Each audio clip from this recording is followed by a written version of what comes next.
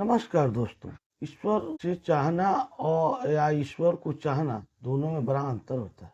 आइए एक अच्छी कहानी सुनते। एक नगर के राजा ने यह घोषणा करवा दी कि कल जब मेरे महल का मुख्य दरवाजा खोला जाएगा, तब जिस व्यक्ति ने जिस वस्तु को हाथ लगा दिया वह वस्तु उसकी हो जाएगी। इस घोषणा को सुनकर सब लोग आपस में बातचीत करने लगे कि मैं अमुक वस्तु को हाथ लगाऊंगा। कुछ लोग कहने लगे मैं तो स्वर्ण को हाथ लगाऊंगा। कुछ लोग कहने लगे कि मैं कीमती जेवरात को हाथ लगाऊंगा। कुछ लोग घोड़ों के शौकीन थे और कहने लगे कि मैं घोड़ों को हाथ लगाऊंगा। कुछ लोग हाथी को हाथ लगाने की बात कर रहे थे। कुछ लोग कह रहे थे कि मैं दुधारू गायों को हाथ लगाऊंगा। कल्पना कीजिए कैसा अद्भुत दृश्य होगा वह। उसी वक्त महल का मुख्य दरवाजा खुला और सब लोग अपनी अपनी मनपसंद वस्तुओं को हाथ लगाने लगे। सबको इस बात की जल्दी थी कि पहले मैं अपनी मनपसंद वस्तु को हाथ लगा दूं ताकि वह वस्तु हमेशा के लिए मेरी हो जाए। और सबके मन में यह डर भी था कि कहीं मुझसे पहले कोई दूसरा मेरी मनपसंद की वस्तु को हाथ न लगा दे। राजा अपने सिंहासन पर बैठा सबको देख रहा था और अपने आसपास हो रही भाग दौड़ को देखकर मुस्कुरा रहा था। उसी समय उस भीड़ से एक छोटी सी लड़की आई और राजा की तरफ बढ़ने लगी। राजा उस लड़की को देखकर सोच में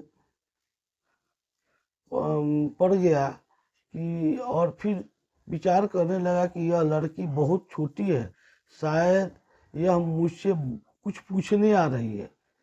वह लड़की धीरे धीरे चलती हुई राजा के पास पहुंची और उसने अपने नन्हे हाथों से राजा को हाथ लगा दिया।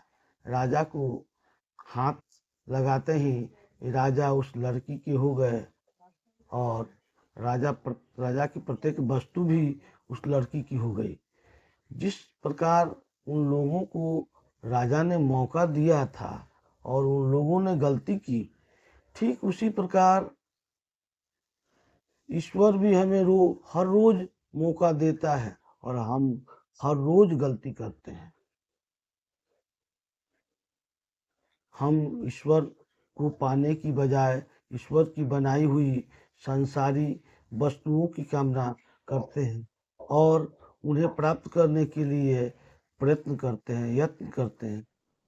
हम कभी इस बात पर विचार नहीं करते कि यदि ईश्वर हमारे हो गए तो उनकी बनाई हुई प्रत्येक वस्तु भी हमारी हो जाएगी।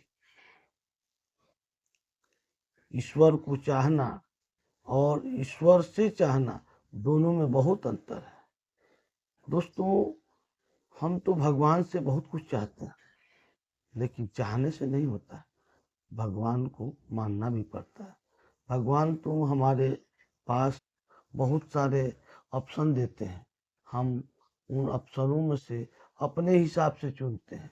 जो कि अनंत संभावनाएं होती हैं उसको हम छोड़ देते हैं। इसलिए हमें भगवान के मर्जी को जरूर ध्यान में रखना चाहिए। दोस्तों, यह कहानी अच्छा लगे तो सब्सक्राइब कीजिएगा, लाइक कीजिएगा, कमेंट जरूर कीजिएगा। भगवान पर विश्वास जरूर। धन्यवाद।